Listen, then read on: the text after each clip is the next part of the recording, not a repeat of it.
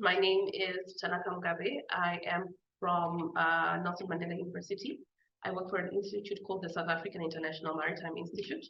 And this is work that we did in partnership with Stenden, who was also looking at issues that affect Nigeria, and also another colleague from Nigeria as well, who's based in Nigeria.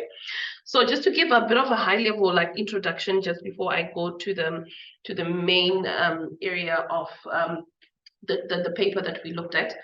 I mean, maritime is a global network, the maritime environment. And when you're looking at maritime, obviously you're looking at the sea, and the sea is what connects us all as a global nation. And everything that happens at sea, no matter which country it is in terms of which territorial waters it is, it affects us all globally. So aspects, even if you're looking at case studies that are just maybe looking at Nigeria or South Africa, they've got an impact onto the international platform as well. So what we looked at was issue around maritime piracy, because maritime piracy had evidently been predominantly existing in the Gulf of Guinea area, which is mostly your northeast part of Africa, and that is the Western Africa, what we call Western Africa.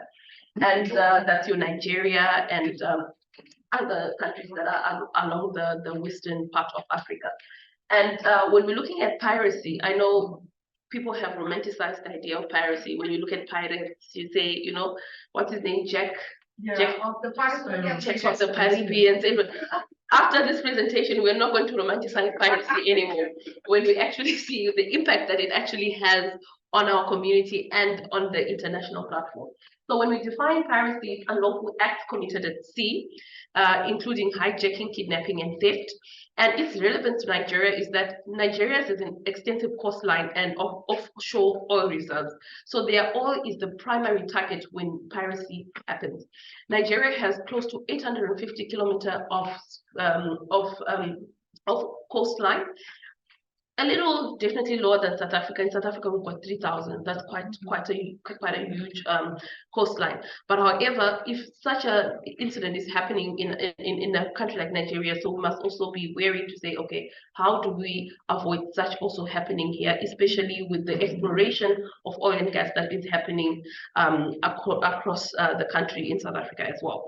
And what we looked at primarily, what is the scale and nature of maritime piracy in Nigeria to inform what actually propels it to actually go on. How does maritime piracy impact Nigeria's national security, and what have been the governmental and international responses to it? Because with every maritime related issue, we have what we call the unit clause, the Convention on Maritime. So it informs different countries on how to apply different laws to govern your territorial waters. And the aim of the study was to assess the current state of maritime piracy in Nigeria and to evaluate its impact on national security and to review the effectiveness of responses at both national and international levels. So when we looked at theories, we looked at maritime security theory, which examines the role of naval forces and policy in maintaining and secure maritime domains. And also we looked at the legal frameworks, like the different international laws. I did mention the unit clause, which is under the International Maritime Organization, which is a leg of the UN that supports and promotes all the legal frameworks to do with our maritime issues across different countries. And then the data sources we looked at was the Nigerian Maritime Administration and Safety Agency report. That is like in South Africa, that's our SAMSA. We've got the South African Maritime Safety Authority. So in Nigeria, they've got also a safety authority that regulates and maintains the traffic that moves across the different sea areas. Academic journals, and also just keynote interviews with naval officers who've had lived experience of some of these piracy attacks. And some of the limitations of the study focuses primarily on piracy in Nigerian waters, limiting its applicability to broader maritime security issues. because when we look at the social and economic structure of or imperatives of Nigeria, they might be different from South Africa. So those conditions, we can't apply them here. And then we're going to see how, when we're explaining some of the characteristics of the piracy that happens in Nigeria. So just to give a bit of statistical analysis, total incidents that were reported in 2021 were 100 reported cases of piracy attacks. And most affected regions were the Niger Delta and Gulf of Guinea, which is where the Gulf of Guinea is part of where Nigeria lies as well. And types of piracy included taking control of a ship, often for ransom, and kidnapping, abducting crew members for ransom as well, robbery, theft of goods or valuables from ships. Even if they've got oil barrels, then they can also take that. And the geographical hotspots were rich in oil reserves, a prime target, and a crucial maritime route susceptible to piracy.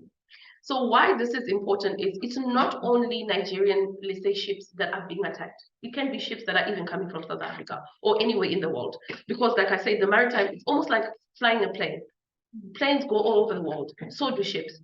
So what happens in certain territorial waters affects everyone, no matter where they're coming from. So these are some of the disadvantages of the issues that are happening in Nigeria. And there was an increase in kidnappings up to 20% from the previous year, and usage of advanced technology and weaponry by pirates. So now, as opposed to Jack and the pirates, they are now using also tech and even drones technology to actually be able to pinpoint where people and, you know, so also as we think about how do we combat it, how can technology also intercept some of these problems? And the main problem with it is that Nigeria is already struggling economically. And with piracy highlighting it, it flags it as a red zone in terms of maritime activities. So this causes loss to shipping industry, which is estimated at 2 billion annually. And it impacts also on oil reserves, that 10% decline in offshore oil production. And also the social implications to the coastal communities affected, leading to internal migration and public safety as increased crime rates in affected regions, and the strategic importance being the border integrity. Frequent piracy incidents compromise border security of the country as well as international relations that are strained due to inability to secure maritime domain. And when we talk about this maritime domain, it's the space where the country has economic exclusive rights. You hear about EEZs and so forth. That is what we mean. And then what are some of the proposed interventions that are possible? There is a governmental response, and it should, I think I spoke about NIMSA, which is the authority, deployment of surveillance systems and patrol boats. Anti-piracy bill passed in 2019 to criminalize maritime piracy, and also international response through the United Nations Resolution 2036 to combat piracy in the Gulf of Guinea. So also that international intervention is very critical to combat it. Joint naval exercises and information sharing amongst West African countries is quite critical in order to support each other in maintaining some form of peace within that area. And also collaborative efforts through joint forces comprising of Nigerian Navy and allied forces to have a more stronger militant presence on our seas. Currently, even in South Africa, a minimal amount of police officers understand anything to do with maritime. And that's when you see, like, we might not be getting to the piracy level, but I don't know if you know Paralamun. I mean, it's one of the things that are just being over-harvested in our oceans. So before we know it, there is going to be more crime that's perpetuated. It's because we're not preparing our law enforcement officers to identify and understand the ocean space as a huge space that also needs to be protected. And then the challenges that can be faced in terms of responding for Nigeria as well, issues around jurisdiction, conflict between national and international laws. As I indicated, there are some waters that are exclusive to specific regions, and there are some that are just open waters. So if it's open waters, everybody can do what they want. It doesn't belong to anyone. And then there is always the issue, the owner of the ship the laws of the country where they come from are the ones that apply. So it's such a complicated thing when it comes to issues around jurisdiction. That's what we relate to. And then issues around difficulty in legally defining and prosecuting acts of piracy, because they happen, let's say, in no man's land. So which court actually, takes the people to court? Operational challenges, limited resources, insufficient naval assets for extensive patrols, technological gap, especially within the African region, outdated surveillance and communication systems. We are still only talking about drone technology now. The thieves have already started years back, and now we're trying to put it now back into our security systems. Regional politics, tensions among coastal states affecting joint efforts. And okay, I'm almost done. My last slide. So one of the proposed recommendations emanated from the case study, the MT Brio attack. MT is the name of a vessel, so it's called an MT Brio attack. MT Brio, it was an oil tanker which was hijacked off the coast of Bonny Island in 2021. And the outcome was a crew kidnapped and 1 million ransom paid, and this is US dollars. So it's, yeah. So the recommendation was that from that incident, there is need to really strengthen naval capabilities, invest in modern surveillance technology, which is a key to actually be able to have some form of control. Legal reforms, update laws to align with international maritime laws, as well as community engagement, collaboration with local communities for intelligence, to use the local people to speak about, the people who plan these things before they actually do that. It can be a strong intervention point, as well as international cooperation, forge stronger ties with neighboring countries for joint patrols. I'm not going to go, I'm just going to speak about future research as the last point in concluding. We need to extend research to other West African countries that are maritime states, and explore the role of technology in combating piracy. So in all, I think technology is quite a key attribute that we need to look into. Thank you.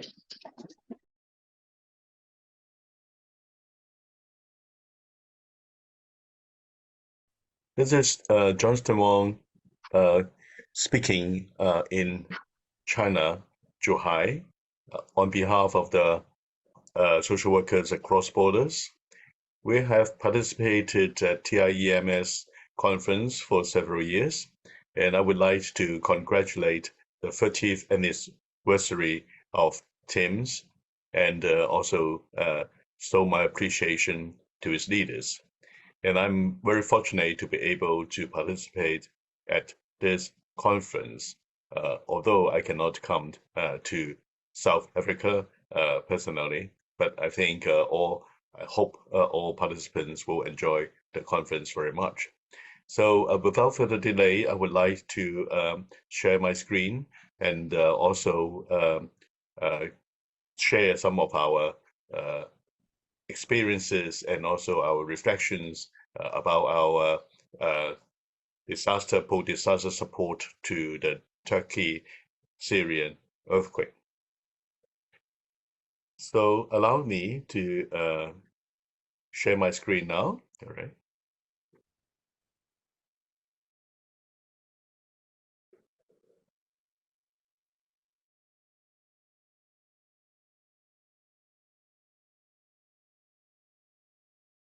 So as we all know that this year, at the very beginning of the year, we have a very serious earthquake happened in Turkey and Syria.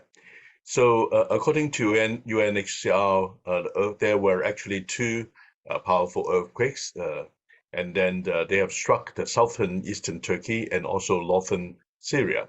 Thousands of people are confirmed dead, with numbers to be expected to rise. And eventually it has risen to more than 30,000. Refugees and local communities in Turkey need assistance. Syrians inside their own country also need urgent support. Many have already displaced by 12 years of crisis, because we know there are a lot of unrest in Syria in the past 12 years, and a lot of people has to flee from the hometown to other places to maintain the security and safety. So I would like to emphasize that this is a very special earthquake, and because it is a double shock, and then it has many aftershocks. So first of all, there's a 7.8 earthquake, magnitude 7.8 earthquake, and then only within a very short time, there's another magnitude 7.5 earthquake. So two earthquakes happening at the same time at a very short time, then it has created more than 200 aftershocks. And then another record shows that after 3 months, within 3 months, there are almost 10,000 aftershocks. And then altogether, 34,000 people died, according to a report by Nature. Well, so this shock has a number of characteristics. Other than double shocks, it also shows that a lot of buildings are not designed to stand high level of high magnitude of earthquakes. So UN suggested that there are 1.5 million people left homeless. So you can see that a lot of buildings were destroyed. It imposes a lot of difficulties in reconstruction. And of course, it also imposed a lot of difficulties in rescue because all the roads are broad. And under every ruins, there may be people, survivors hidden under the ruins.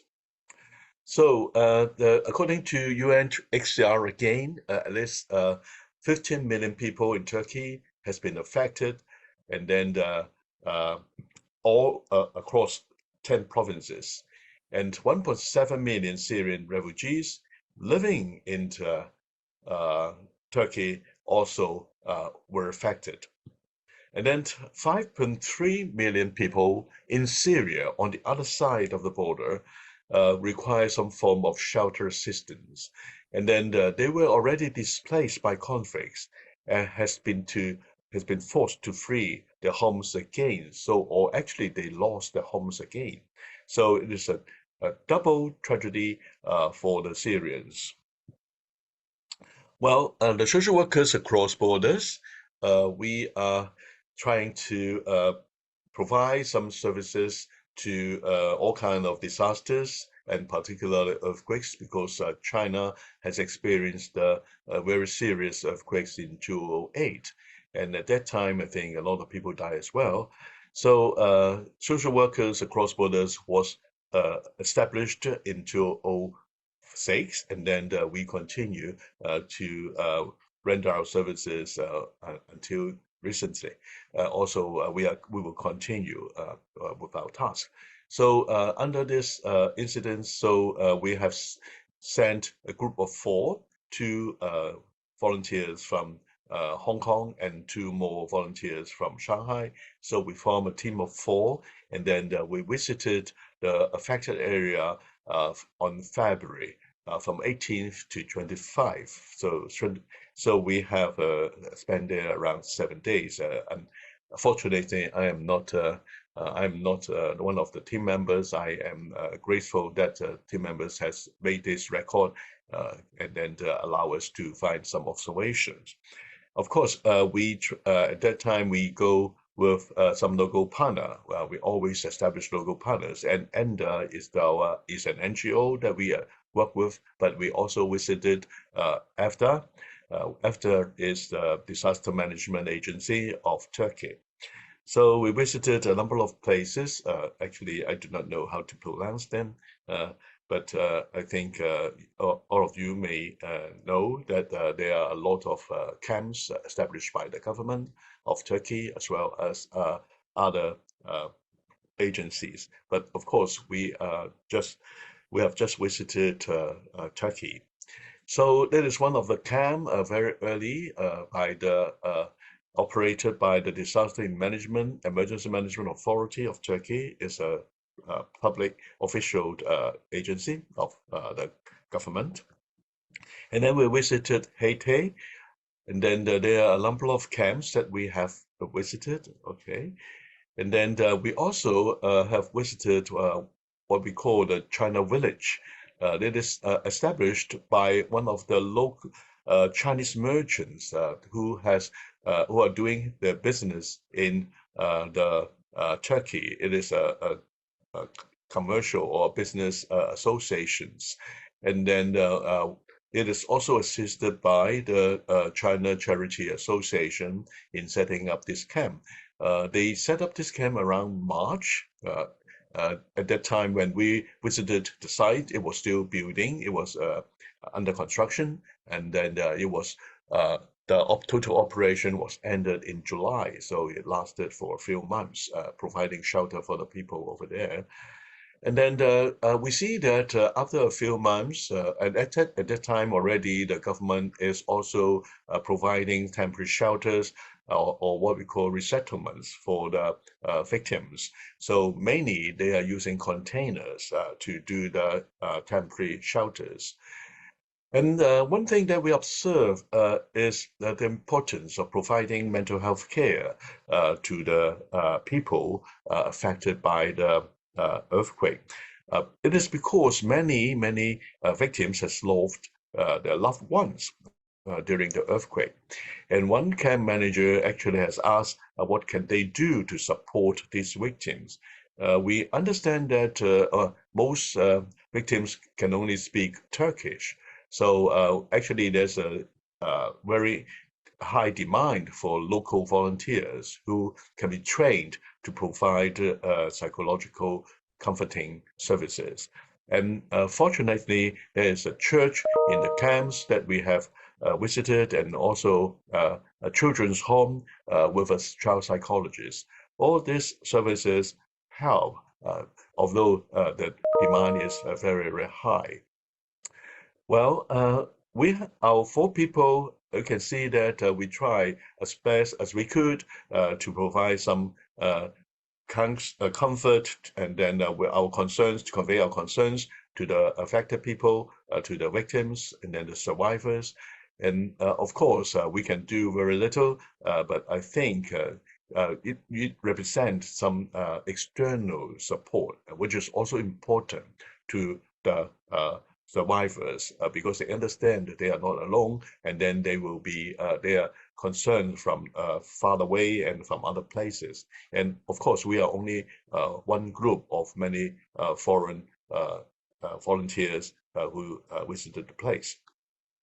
Well, so after the visits, we want to raise a few issues that may be that we think is adding difficulties or new challenges that we experience in the post-earthquake services. We have organized post-disaster services after Wenchuan. We have organized similar services in Nepal after the earthquake, and also in East Japan after the what we call the three-dimensional crisis, that is the earthquake, the tsunami, and also the nuclear plant issues. Okay, so but in Turkey, we also observe another very crucial difficulty. Now, the first thing is the disparities in victim resources.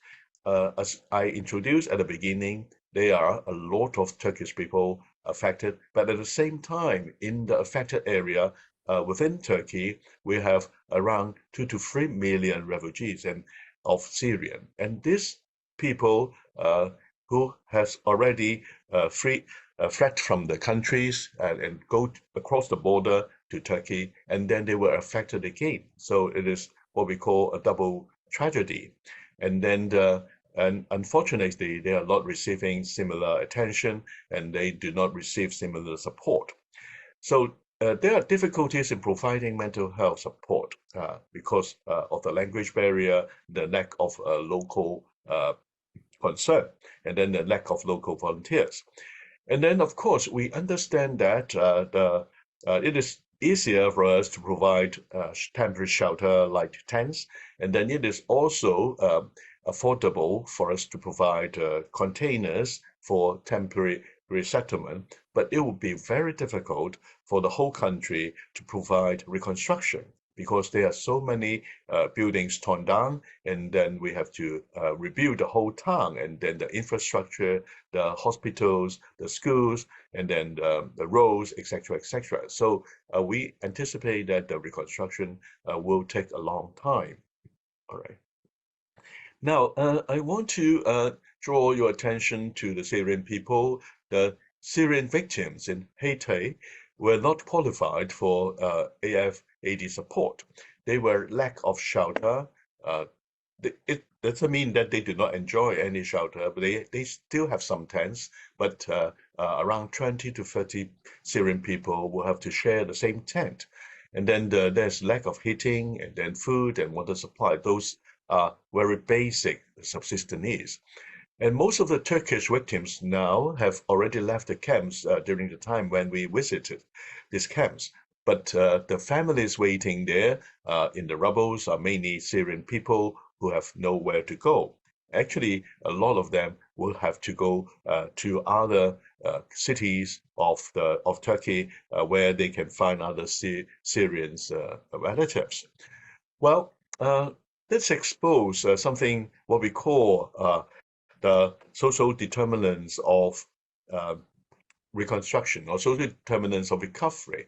Actually, the problem of the Syrian refugees facing in Turkey has been a continued, a prolonged issue that happens before the earthquake.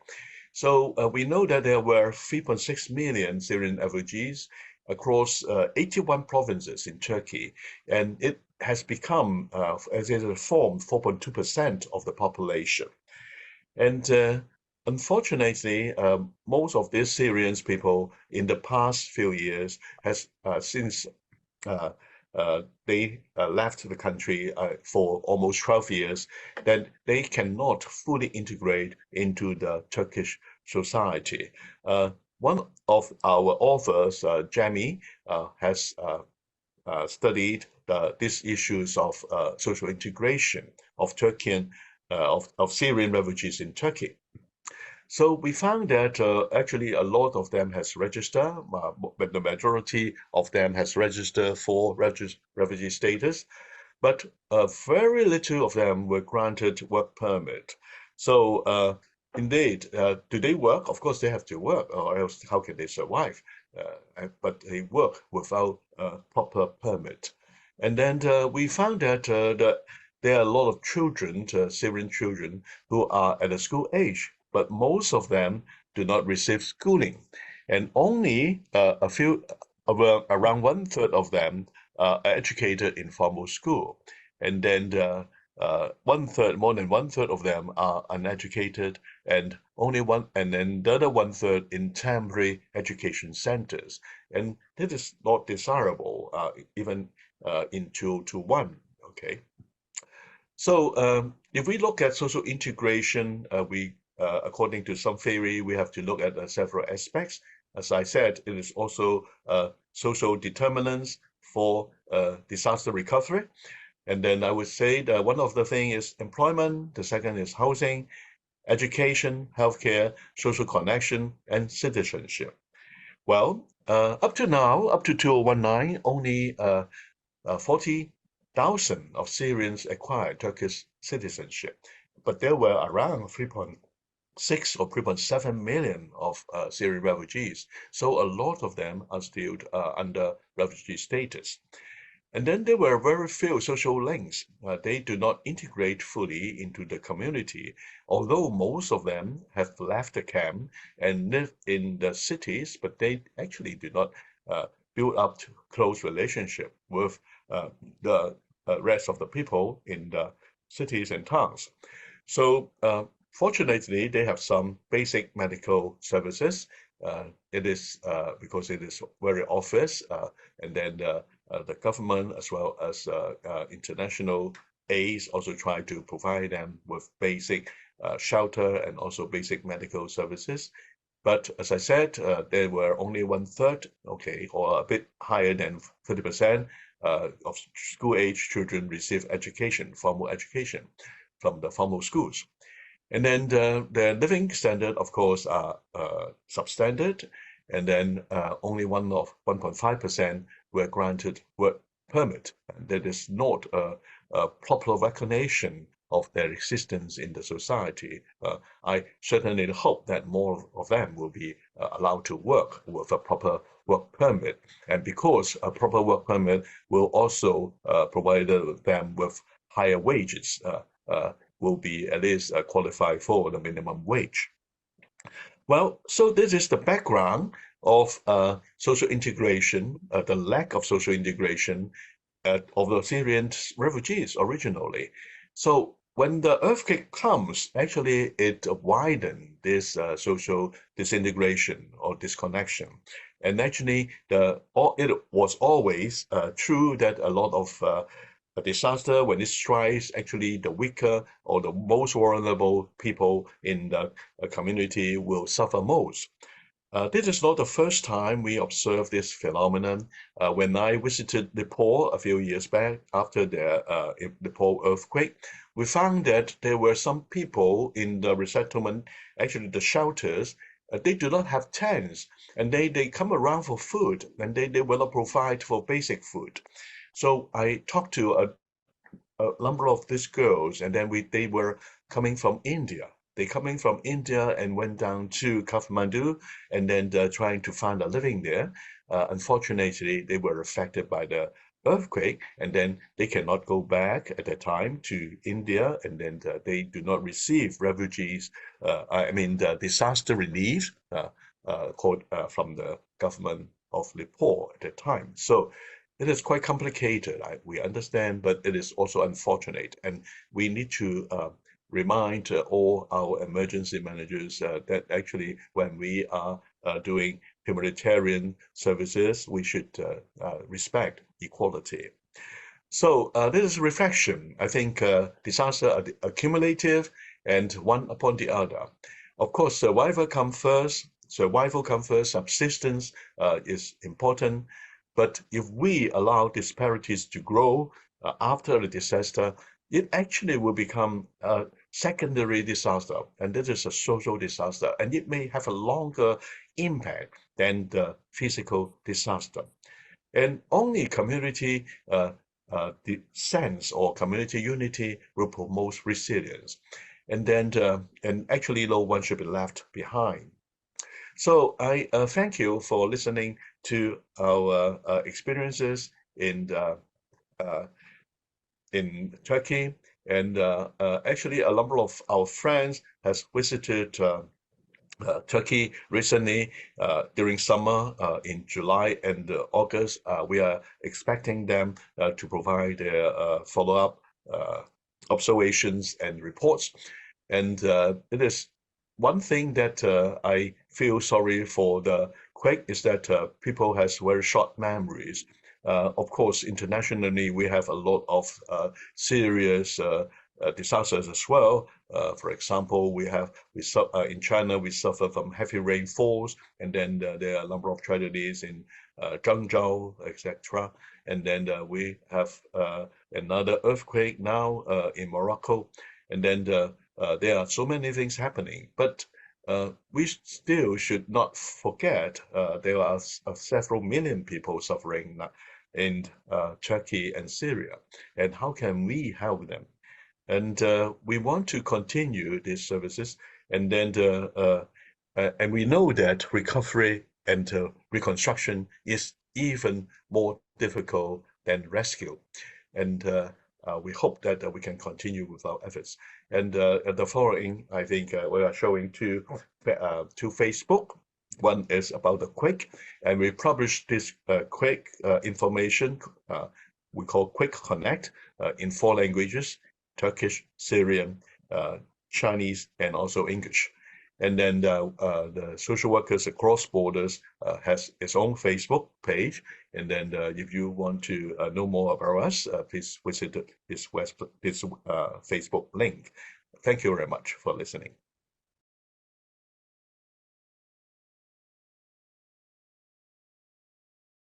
This presentation is actually covering the topic on compassion and volunteerism to transform humanitarian action in a changing world. And I'm very happy that this is actually following Dr. Johnston Wong's presentation on social workers working in the earthquake in Turkey and Syria, and how in the professionals can actually support disaster response efforts, especially when the local communities are overwhelmed by the scale of the disaster. And we are seeing that right now in Libya, when the floods have happened in Dane, and also in the earthquake in Morocco. You need a lot of support of professionals like psychologists, social workers, architects, engineers, civil engineers, structural engineers, geotechnical engineers, and also doctors, nurses, paramedics, and others. So the need for looking at compassion and volunteerism to really reach out and help the people who are affected by disasters is an important concern, which we need to really address. So because of the increasing frequency, magnitude, and economic impact of disasters, the role of compassion in the humanitarian context becomes extremely important. And we need to really look at volunteerism as a trigger for social transformation, especially among the youth, including bringing in volunteerism in the minds of the children who are in schools, even from their child, networks, the children's networks in schools and colleges and universities and technical professionals can really come forward and support. So we'll also look at spirituality and faith to help those in distress. And Dr. Wong also mentioned that there was a church inside one of the camps. And so you have institutions of worship in churches and mosques and temples and gurudwaras and many other forms of worship which are there, and mainly because the disaster victims need support and they need to turn to religion and spirituality to really get some support. So we have the experience of the Indonesian tsunami of 2004 and also the pandemic of COVID-19, which has actually been continuing. And even now, we are having people affected by COVID and also people suffering from the impact of COVID. In spite of the fact that, it has been more than 3 years, but still, it is actually continuing to show the impact because of economic damages and also the pressure which people had to go through because of lack of jobs and many other challenges. So we'll also look at climate change as a threat multiplier and compassion as a force multiplier. This is very important that, we need to really look at the force multipliers and compassion, and we have to be really passionate about compassion and converting vicious cycles into virtuous cycles. This is also very important. And looking also at faith as a unifier for humanity, faith in the religion which we follow, and also in the ideology which we follow, whether we are actually also practicing supporting political parties or religious groups or spiritual groups in disciples. We need to really follow faith as a unifier for humanity. Whatever we believe in, whether it is religion or politics, we can actually make that as a unifier rather than a divisive force which actually divides people because of people from different faiths and different belief systems. So in the 21st century, we are seeing humanity is at the crossroads. Sustainable Development Goals, SDGs, are off track, and Sendai Framework for Disaster Risk Reduction, the Paris Agreement of Climate Change, and the new urban agenda are facing serious stresses because of the impact of climate change-induced hydrometeorological disasters and urban disasters in megacities and metropolises. We also realized that the global pandemic, COVID-19, showed us how fragile human life is when it affected millions of people in more than 226 countries and caused loss of lives of millions of people. Poverty, unemployment, malnutrition, and inadequate access to water, energy, and food are threatening the survival of millions of people. And we are seeing that also in countries in Africa, in countries in Southeast Asia, and also in many other parts of the world, in the developing countries.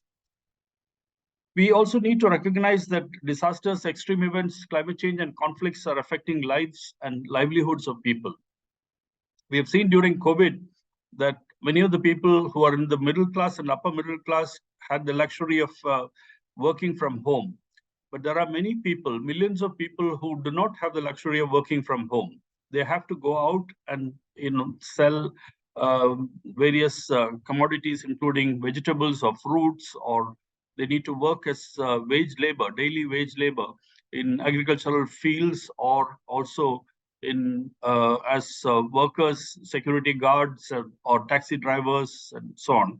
So you need to know that this is also important. The UN Charter commits to the dignity and worth of the human person and the equal rights of men and women and of nations large and small. This is what the UN Charter says. And when basic needs have been met, human development is about being more and not having more. And this is the Earth Charter 2000. Humanitarian aid is provided to support governments and humanitarian assistance organizations upholding the moral principle of humanity, grounded on the universal belief in compassion, which is so strong in Buddhism and Christianity and many other religions. This compassion actually resonates in all religions of the world.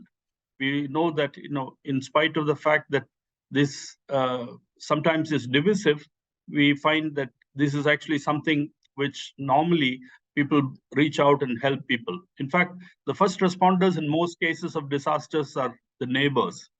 And the neighboring communities actually come forward and then try to help the people. And Jeffrey Sachs said, poverty is caused by a failure of ethics and not economy. And Thich Nhat Hanh said, the way out is in. We have to start looking inwards. We need to actually understand that it is in the minds of people that peace and help and suffering, helping people who are actually suffering can be addressed. Barbara Hubbard, in her book, Conscious Evolution, Awakening the Power of Our Social Potential, said, we are evolution becoming self-aware. And it's very important that we need to also look at being self-aware and also aware of the people around us. And we have seen during the crisis in the Middle East and also in Syria and Yemen and Jordan and many other countries, the way people were actually leaving everything and then trying to get to Europe for their safety. And we've seen that there were many people who lost their lives also in this process. We saw people who were actually trying to escape in many countries which are actually going through conflicts, going through major problems in terms of human existence. And many countries in Africa also, all of you are familiar with that. So it's important that there is a need for really working in terms of helping people and by providing capacities of risk governance by all stakeholder groups.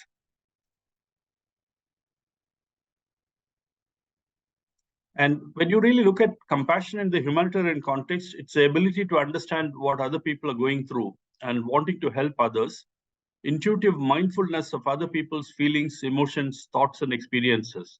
And that's why people like Dr. Johnston Wong, from China, even without understanding the language of people affected by the earthquake in Turkey, could actually reach out and help as a social worker, because in many cases, nonverbal communication is also helping people. You need basically the ability to understand the problems and the suffering of the people.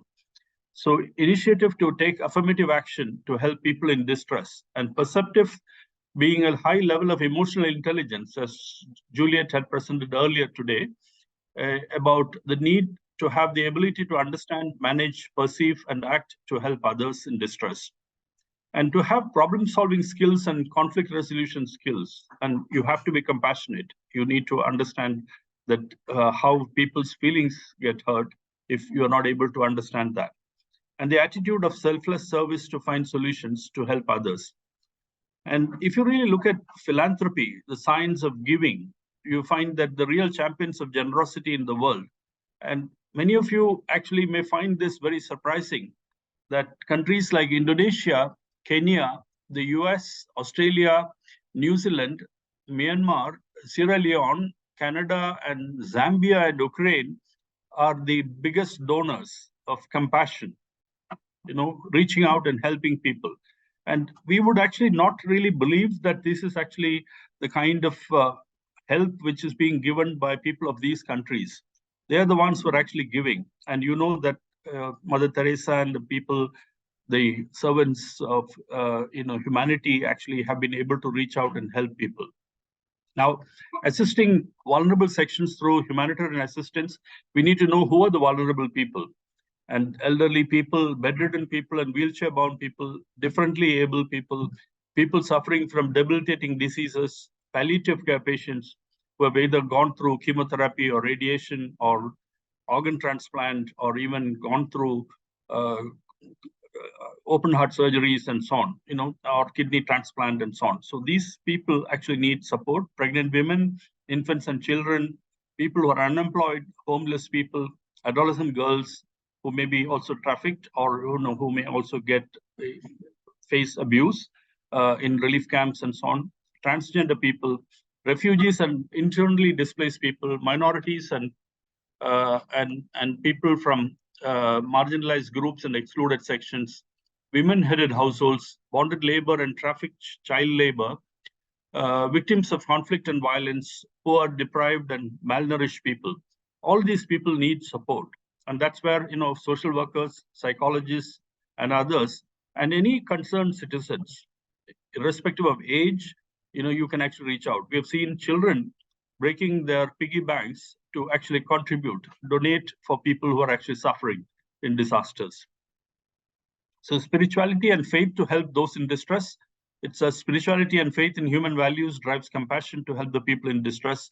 And humanity must reinforce the feeling that all beings deserve to be treated with dignity and respect. It's not only human beings, also animals and birds, also all beings need to be treated with dignity and respect and try to reach out and help. Now we are seeing the global humanitarian OpenStreetMap team at Hot OSM on Twitter supporting crowdsourced mapping to monitor the earthquake-affected areas in the 6.8 magnitude earthquake in Morocco. So you have crisis mappers, youth mappers, UN mappers supporting crowdsourced mapping initiatives to assist victims of disasters like wildfires, earthquakes, floods, etc. And we've seen that during the Malaysian Airlines, which was missing for several months, there was also a crowdsourced support in terms of trying to see where the plane would have actually disappeared, because there were a large number of people who were in the aircraft, and then there were people, friends, families, relatives, and even professionals from all disciplines were trying to reach out and help those people for finding where the plane would have actually crashed and disappeared. So we've seen the Indian Ocean tsunami and the global pandemic COVID-19. And when the global pandemic COVID-19 happened, actually the Indian Ocean tsunami in 2004 December was the mega disaster, which saw an overwhelming flow of support from institutions, individuals, corporate sectors, and donor agencies. However, the Indian Ocean tsunami also saw the enormous volunteer effort of youth, professionals, doctors, paramedics, nurses, engineers, and architects, and so on, from all walks of life. And the global pandemic affected millions of people and claimed lives and devastated families because of hospital expenses and healthcare and post-COVID recovery beyond the ability to pay. And it continues to affect people in several countries with several new variants and viruses of the virus. However, the pandemic did not receive the support from various stakeholder groups, like the support received during the Indian Ocean tsunami of December 2004. And we also see the donor fatigue. We also see how the people will be able to sustain effort in disasters happening everywhere. So if you really look at the climate change as a threat multiplier, flash floods and cloudbursts triggered by unprecedented rainfall, global warming and heat waves in Europe and Asia, floods in Greece, Spain, China, Libya, sea level rise and glacier melting. And we've seen this compassion as a force multiplier. When climate change is a threat multiplier, we see compassion as a force multiplier. We see the selfless giving to help the people in distress and donations to UN agencies, international NGOs, and crowdfunding platforms, fundraising events for helping specific causes, and overwhelming compassion to help the victims of disasters and the global pandemic. We saw the first picture on the right side actually shows people fleeing from the war-affected areas of Ukraine, from Kyiv and Kharkiv and Mariupol and many other cities. People are actually leaving to Poland and to Slovakia and many other countries, and they were trying to leave and reach safety. And when people are leaving, you can see that there are many families which are leaving with their very sparse belongings, and there are small infants and small babies. And in Poland, at the railway station, we actually saw pictures of many people putting up prams for the infants who are coming, because they were actually trying to provide whatever they could provide to help the people. So it's important that psychologists and social workers helping people with suicidal tendencies and depression, because many people go through a tremendous trauma. So what is called the post-traumatic stress disorders, PTSD. So social workers and psychologists are needed to really support the people who have gone through the disasters. People who have lost their lives, their friends and family members and relatives, and people who have actually seen traumatic experiences of people losing their lives in disasters. So, yeah. Sorry, 2 minutes. 2 minutes. Yeah. 2 minutes. Yeah, thank you. Natural hazards can be prevented from becoming disasters. So we actually sometimes hear people talking about natural disasters, but most disasters are actually not natural, and they're only natural hazards becoming disasters because of human interference with nature. And we must recognize that there's no planet B, and Mother Earth must be utilized with care. Overexploitation of natural resources is resulting, and Earth is giving a warning signal through many of these disasters. And faith as a unifier of humanity. Pope Francis mentioned that the world tells us to seek success, power, and money. God tells us to seek humility, service, and love. To change the world, we must be good to those who cannot repay us. So it's very important that we are actually able to reach out and help people who actually need help. So there's a very famous saying that we do not inherit the earth from our ancestors, we borrow them from our children. So we actually really borrow the planet from our children. So we need to basically make sure that we protect it. And widening income inequality is actually a big challenge. And we would request everybody to look at the Pope Francis, the way in which he mentioned how to care for our common home. Laudato Si, the second encyclical, which is actually also available on the internet, he mentioned this in 2015. So it'll be good to really look at how we need to protect our home. I think we'll stop here. Thank you very much. I hope everybody will become really passionate to be compassionate. Thank you very much.